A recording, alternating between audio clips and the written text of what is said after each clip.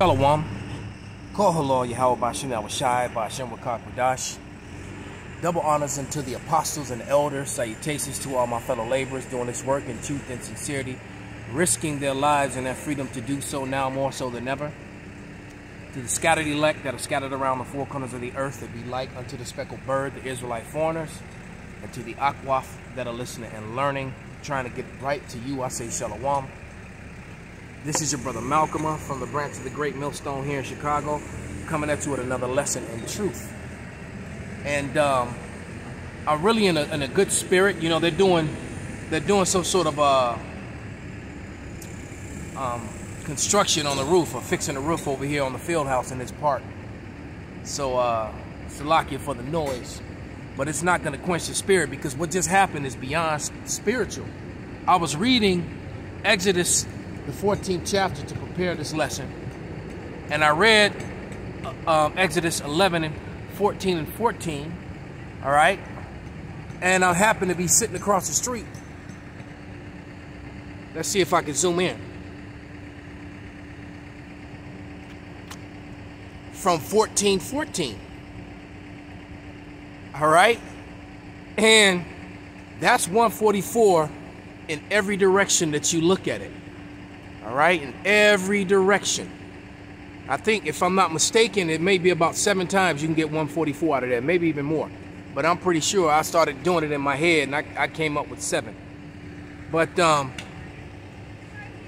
get back into the lesson.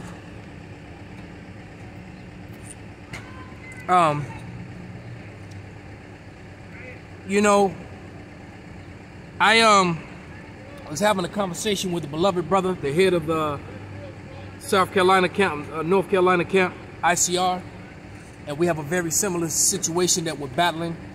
And I just realized how we're worms, because he's trying to get to the position I am, and I've you know, so-called beat the system.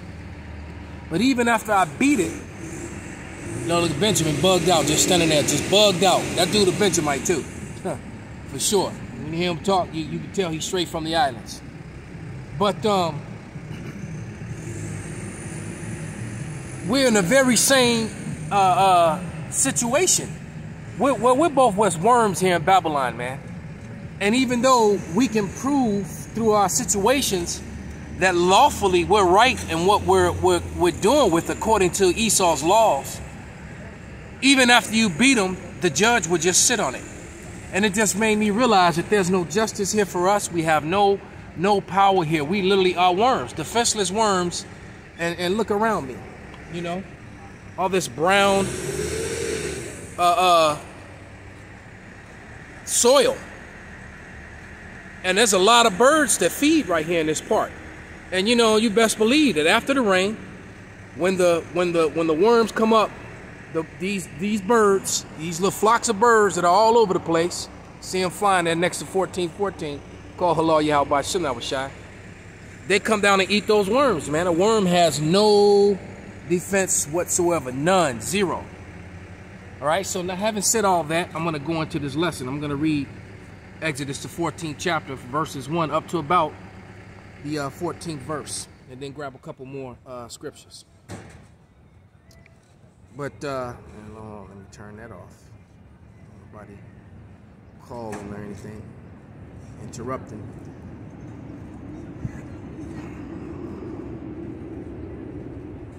So this is Exodus, the 14th chapter, starting at verse 1. And it reads, And Yahweh spake unto Moses, saying, Speak unto the children of Israel that they turn and encamp before Pilaharoth, between Migdol and the sea, over against Baal-Zephon, before it ye encamp by the sea. For Pharaoh will say of the children of Israel, they have entangled in the land, the wilderness have shut them in. And I will harden Pharaoh's heart, and he shall follow after them, and I will be honored upon Pharaoh and upon all his hosts, and the Egyptians may know that I am Yahweh, and they did so. All right, so basically, the Lord is setting Pharaoh, these Egyptians up, same way he's setting up these modern day Egyptians, these proud Edomites. He's setting them up for destruction. These ones is over here making all this damn noise. All right? And trying to build up a building that's going to get burnt down by the Lord anyway. Going to get completely obliterated. Going to be nothing left of it but dust. All right? But it says, and I will harden Pharaoh's heart, that he shall follow after them, and I will be honored upon Pharaoh and upon all his hosts, and the Egyptians may know that I am Yahweh. And they did so. And it was told the king of Egypt that the people fled, and the heart of Pharaoh and his servants was turned against the people. And they said, why have we done this, that we have let Israel go from serving us? And he made ready his chariot and took his people with him. And he took 600 chosen chariots and all the chariots of Egypt and the captains over every one of them. And Yahweh hardened the heart of Pharaoh, king of Egypt, and pursued all the children of Israel. And the children of Israel went out with an high hand.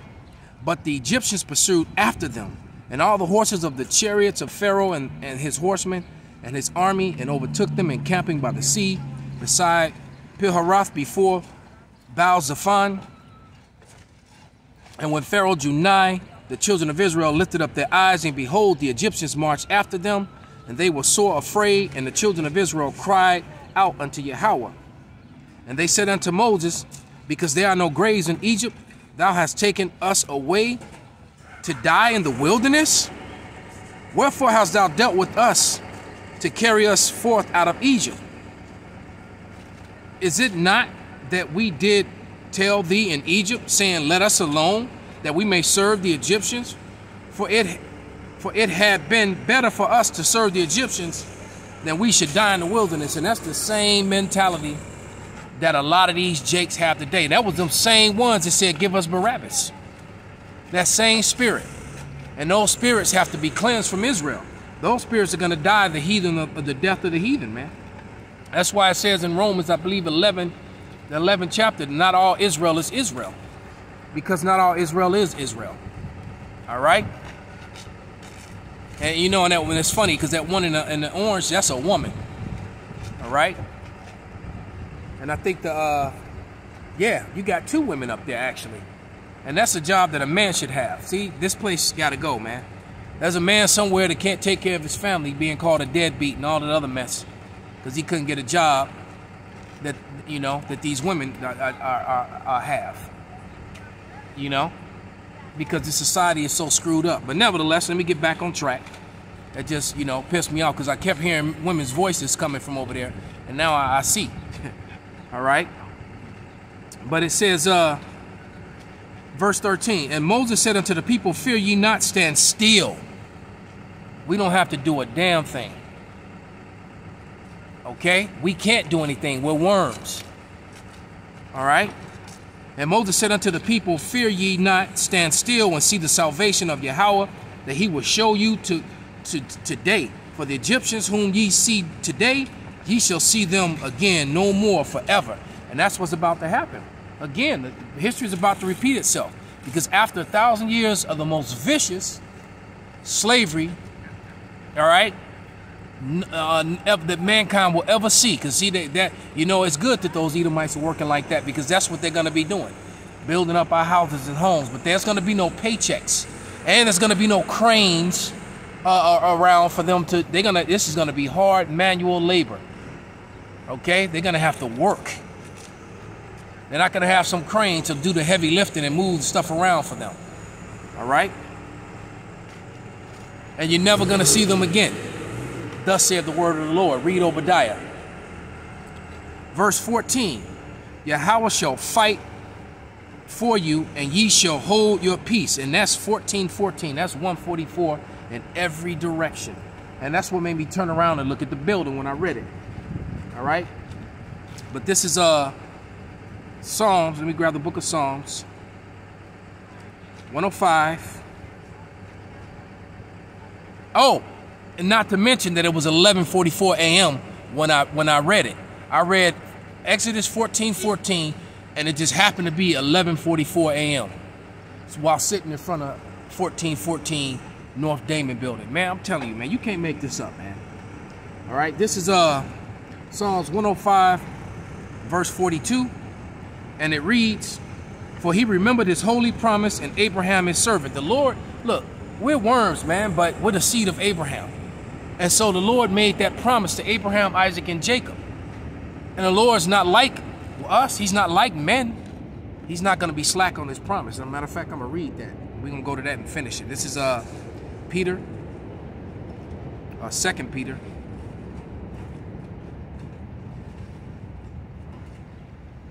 Third chapter. Salakia, I'm in the second chapter. Third chapter, I'm going to start at verse 3. All right? Because these are those people who are saying, you only brought us out here to die. You know? The hell with what you saying. We're going to eat pork and bacon. You know? I'm going to listen to trap music. You know?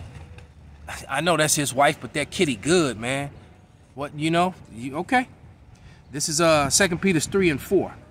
Knowing this first, that there shall come in the last days scoffers, walking after their own lusts. Talking about some Jesus. Letter J wasn't even created. When the Lord's, it was a Hebrew with a Hebrew name. All right? Letter J wasn't created till almost 1,700 years after the death of the Lord. All right? 1,500 years. Okay? Verse 4. 2 Peter 3 and 4. And saying, where is the promise of his coming? For since the fathers fell asleep, all things continue as they were from the beginning of creation. So, you know, we'll awake now, though. All right? We'll awake. Ezekiel 37 has happened. The truth is moving through the world. The Spirit of the Lord is moving through the world. And condemnation is upon the whole world and upon Esau, Edom. And all this is rapidly coming to an end. All right? So with that, I'm going to give all praises, glory, and honor unto Yahweh, Bahashem, Yahweh Shai, Bahashem, Wakar Kodash, and Wa Abba Babal. Shalom.